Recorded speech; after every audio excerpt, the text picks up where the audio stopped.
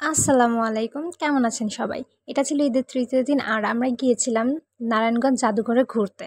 তো আমরা খুব সকাল সকাল বের হয়ে যাই কারণ আমাদের ২ টা প্ল্যান ছিল। ১ম এ হচ্ছে আমরা বড় মামার শ্বশুরবাড়ি যাবো, তারপর সেখান থেকে মামিকে নিয়ে হচ্ছে আমরা জাদুঘর ঘুরতে যাবো। দেখতেই পাচ্ছেন রাস্তা একদম ফাঁকা ছিল। তো আমাদের সেখানে যেতে সর্বোচ্চ সময় লেগেছে ২০ মিনিট। বাসে করে যাওয়ার সময় খুব বাজে একটা পরিস্থিতির মুখোমুখি হই আমরা, কারণ রাস্তা একদম ফাঁকা থাকায় মামা এমনভাবে বাস চালাচ্ছিল যে একটা সময় এমন জোরে বাস একটা ঝাঁকি দেয় যে ওই ঝাঁকিতে আমরা সবাই খুব বাজেভাবে আহত হই। যাই হোক, তারপরে হচ্ছে মামা আস্তে আস্তে বাস চালাচ্ছিলেন, মোটামুটি ভালো স্পিড ছিল। তবে সবচেয়ে সুন্দর মুহূর্ত ছিল আমার কাছে বাসের একদম সামনে বসে, সামনে থেকে ভিউ বাই জাস্ট ওয়াও, একদম ওয়াও। সামনে একদম ফাঁকা রাস্তা, দুই পাশে গাছ, মানে দেখতে ইচ্ছে করতেছিল। মানে এক মুহূর্তের জন্য মনে হচ্ছিল যে আমি ড্রাইভার হলে হয়তো বেশি ভালো হতো, আমি নিজে বাস চালাতাম, এই অনুভবটা আমি নিজে ফিল করতাম আর কি।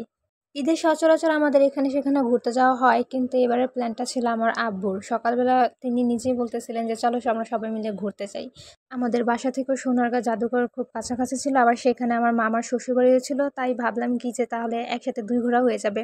তো বাস থেকে নেমে যখন আমরা একদম গ্রামের পথ ধরে হাঁটা শুরু করলাম, সাথে এত সুন্দর একটা পুকুর ছিল আর গ্রামের রাস্তা এত সুন্দর যা বলে বোঝানোর না।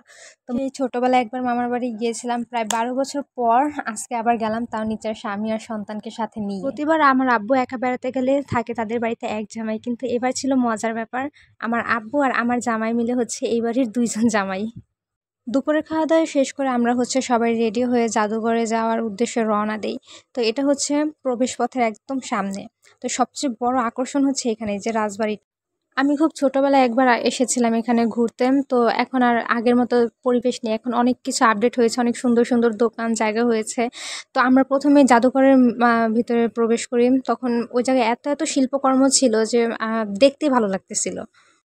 আমার কাছে পার্সোনালি ভালো লেগেছিল হচ্ছে এই জায়গাটা। এখানে হচ্ছে আপনার গ্রাম বাংলার কিছু দৃশ্য তুলে ধরা হয়েছিল, যেমন ঢেঁকিতে ধান ভাঙা, মাছ ধরা ইত্যাদি।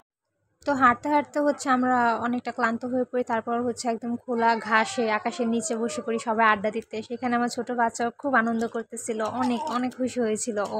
তো এত সুন্দর পরিবেশ ছিল যে সেখানে আমি আমাকে কোনো মতে আটকিয়ে রাখতে পারতেছিলাম না, একটার পর একটা রিলস বানানোর জন্য, ভিডিও বানানোর জন্য। ক্যামেরাম্যান ছিল অবশ্য আমার বোন, ওকে বারবার বলতেছিলাম যে দেখ এদিক থেকে ভিডিও কর, ওদিক থেকে কর। ও নিজে কয়েকটা ভিডিও করেছিল। তো সাথে হচ্ছে আমি আমার হাজব্যান্ডকে নিয়েও ভিডিও করেছি। তো এগুলো এখন দিচ্ছি না। হ্যাঁ, তবে আরেকটা মজার ব্যাপার ছিল যে ভিতরে অনেক দোকান ছিল। এত, এত সুন্দর, সুন্দর কসমেটিক্স, এত সুন্দর, সুন্দর মানে ঘর সাজানোর জিনিস যা দেখলে মানে অবাক না হওয়ার মতোই না। কিন্তু একটা ভিডিওতে কি আসলে সব তুলে ধরা সম্ভব না। ভিডিওটা অনেক বেশি লং হয়ে যাবে, যা হচ্ছে আপনাদের কাছেও ভালো লাগবে না। তো আজকের ভিডিও এই পর্যন্তই। আল্লাহ হাফেজ, টাটা।